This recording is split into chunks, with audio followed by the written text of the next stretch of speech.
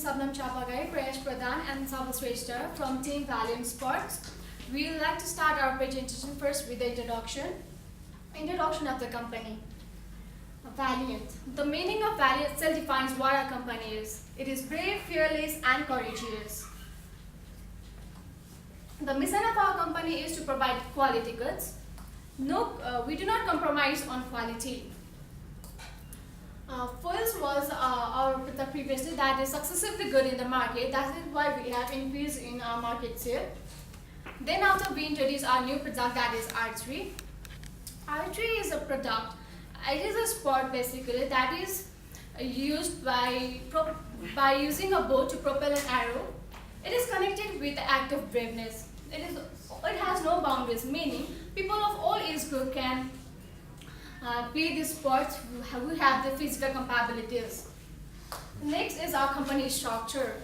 We had vertical organized structure where there was power flown from the top level to the bottom level. Their maintaining order was very easy and work environment was not flexible. Then a new product was introduced. Then after, the company structure slowly changed from vertical to the horizontal organization structure. In horizontal organization structure, employees started working in a team. They started reporting to supervisor rather than reporting a single boss. The company had fewer rules and there was power in hand of employees. Then after, the employees started giving 100% as a team player and there was more employee satisfaction. This gave a stronger sense of identification within the company. Now USP, unique selling proposition. This USP simply means why our product is different and better from the competitors. Firstly, it's historical attachment, meaning archery is just not a product that is invented today. It dates back years and years ago. Next is we have this community of people who always listen to the new suggestions and try to improve it no matter where it comes from. And the other one is health benefits. And I believe that is what matters mostly in today's human life. Playing archery can help you burn a calorie of 170 per hour. Now, I'd like to call Sabal and continue furthermore. Thank you, Sabal. Marketing. As a retailing company, what do we focus more? It is marketing. Why marketing? Because as a retailing company, you look for only one thing, that is maximizing your sale. Communicating your products information to your customer could be one thing. But make no mistake about it, because marketing is not only about promotion or sales, it is much more. It is a value creation process. You create two-way values. For a company, it gains a loyal customer base, but you have to look into customers' needs, wants and demands in order to provide them with a better product that satisfies their needs. Now moving forward, marketing objective. Marketing objective is a very important part in our marketing plan because this tells us what's the goal that we have set through our marketing. We want to introduce our product. Yes, it's a new product. So first, what we want to do is introduce this product to our existing customer as well as the new customer. We want to create brand awareness. Now furthermore, we also want to sell up to 300 products in the first year. Now this data has come from ProSim game which we have played, from which we have gained remarkable market share when we have assigned good history to be one of the great marketing advantages or messages for our product foils. So we want to carry that forward with archery. We want to see if it replicates the same success that foils has made and so that our company can benefit from it. So it is both timely, realistic and quantifiable. 5 C's of marketing. 5 C's of marketing basically deals with the situational analysis of the company. 5 C's of marketing tells you the current situation of the company. Lot have been said about the company by Sabal, so I would like to keep it short by clearly stating the strength and weaknesses of the company. The strength of the company is that it has good market share when it comes to dealing with historically specific goods. Goods such as foils has done exceptionally well for us and you can clearly see that in market share. Now profit growth. Our company has also been making significant profit growth over the years, which will be later explained in our financial part. Now moving forward, though we have said that profit is one of our strengths, financial bookkeeping has been our weaknesses also. Since our inability to keep books properly has resulted in decrease in our company's market budget expenditures, so our market share has slightly declined as a result of that. Collaborators, suppliers, since we are a part of value chain, retailers, we want to keep good relationship with our suppliers. our suppliers should share similar market mission and vision to that of ours. So we have chosen Merlin Archery, which also sells traditional archery. And since we are looking to provide historically significant goods to our customers, it is our suitable choice. And furthermore, they also have love for the sport. They want to promote it and preserve it. Customers. Now we have said that we have our existing customers, then how to choose among that existing customers. We have done market segmentation, like we have done demographic segmentation, through which we have come to this conclusion that our target customers will be from age group of 18 or above. And from psychographic segmentation, we have come to a conclusion that the people who can really afford our product and who have real interest in the product will be our target customers. Competitors. We have very formidable competitors like Bowsport Archery and Lancaster's Archery, Lancaster Archeries, but we also have a significant USP that kind of sets our product apart. Like our previous presenter has said that USP is good quality and historical significance. This good quality and historical significance truly sets us apart, because if you look at the current market trend, nobody has truly specialized on rich history. Climate. Now climate clearly states about the industry in which we are operating. This industry is fairly new, it has high demands. If you look at the census provided by Archery Trade Association, it says that the demand for the product is ever increasing. So it is a good market for us to grasp in, and furthermore it is an untapped market.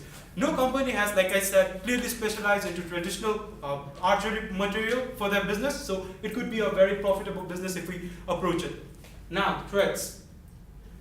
The company also will face new threats because it's a new market. New entrant can come and challenge us. Or the existing competitors can also strengthen their marketing policies, can capture the market, and can act as a threat to us. Further, technology. Though we said that this product is, regardless of technology, it is historical product, but few technologies does come into matter, like some technical terms like police using arrows and bows. So this technology will play a major impact in our product, and the changes can create a trend for us. Marketing mix. We have segmented the market, we have set the target, now it's to implement it, and it is to our product. Yes, for general public, our product is archery, bow and arrow, but when looking at marketers' perspective, it is divided into three levels for us. It is augmented, actual, and core products. When you look at augmented product, it is those product that it comes in combination of augmented and core benefits, but it also provides additional benefits such as warranty for you, customer service, and also historical attachment, which is an additional benefit to the customers. Moreover, there is actual benefit that comes with the tangible benefits. When you use the product, when you buy the product, you get these benefits.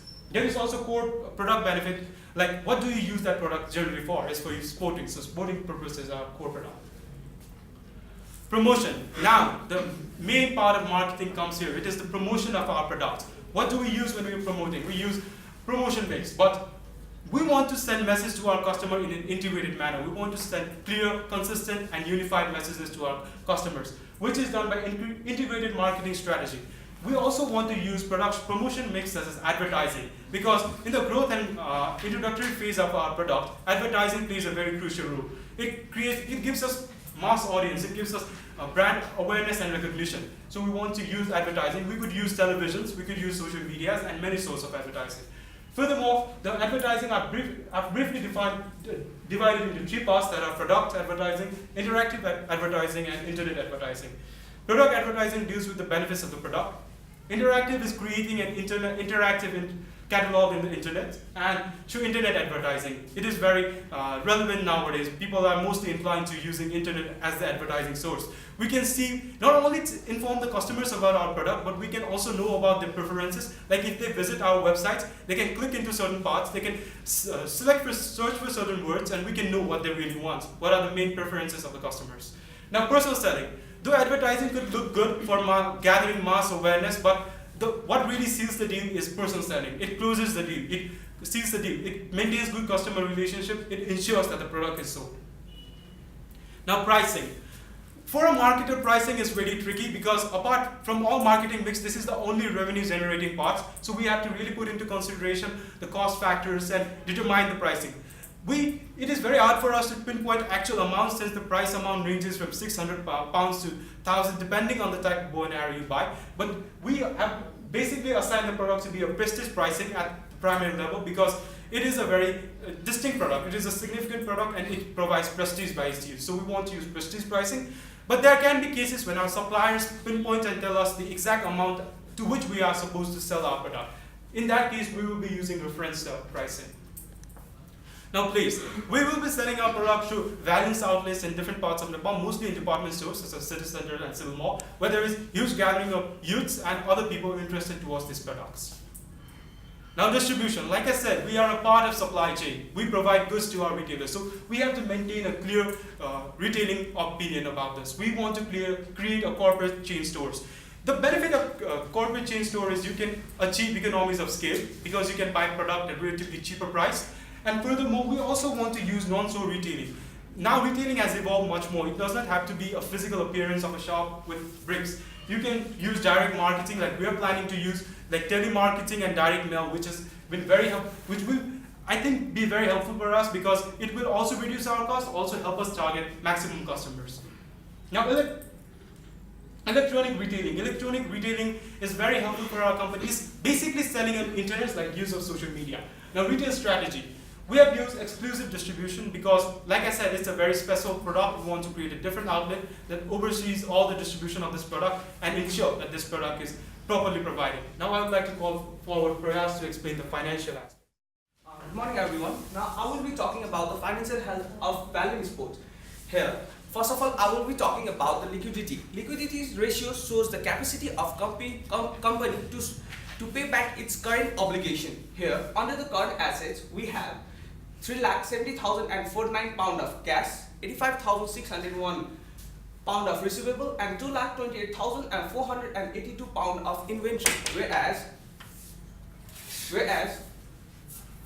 we have 0 pound of current liability and 0 pound of payable. This is all because we have paid all of our current liabilities and payable in the last year. And in present, we have a huge amount of cash because we are saving for purchasing a new inventory, our own storehouse, and plus preparing a budget for marketing our new product. Here, under the profitability ratio, we will be talking about return on capital employed. Return on capital employed is a financial ratio that shows the earning on the behalf of capital employed. Here, our ROCE is 18.13%, which means that on investment of each 100 pound in capital employed, we get the return of 18.13 pound. Next. Net profit margin. It is the analysis of how much does we earn before paying interest and taxes from each pound of sale. Here, our net profit margin is 23.10%, which means that we earn 23.10 pound from each sale of 100 pound. Average inventory turnover period is an efficiency ratio that shows how long does it take us to sell and again refill our inventory. Here, it takes 410 days for us to sell our product and again refill our inventory. This is all because the supplier supplies us the product only once in a year and we have to buy the product that holds whole the year. Next. Moving to gearing ratio. Gearing ratio shows the presence of long-term loan in our capital. Here, during our initial period, we have 40% of long-term loan in our capital, but however, gradually we paid back the long-term loan of 50,000 pound and 1,50,000 pound and brought that down to 0%. This graph shows the increasing trend of our profit in Valiant Sports. We started from the negative figure and ended in multiple positive figure. However, we came down in the period 5 and 6. It was all because of strike in the transportation sector, which led to the reduction in goods and sale. Next. As other business, we also do have risks in this company. Some of the major risks that we faced during the operation of Valiant Sport was insufficiency of budget and strikes in the transportation sector. And other risks could be also the fluctuation of government and also the sale of new product lower than the expectation of the management. Now, I would like to call Sabnam for concluding the presentation. Thank you. Thank you very much, Prayas. Now I'd like to conclude my presentations. To sum up, what I'd like to say is that running a business is not an easy task. It is beyond the theories and book. During virtual operations, operating business, we learned very important things required in business. We worked as a team, managed structure, made marketing strategies, and evidenced growth. However, we lag behind in today's situation, and the reason for this can be we focus moreover only on profit rather than focusing on innovative and creative approach. But we need to learn very important things required in business so that we can say that crochet emulation is just not a game. It is a business in a real world. Thank you very much.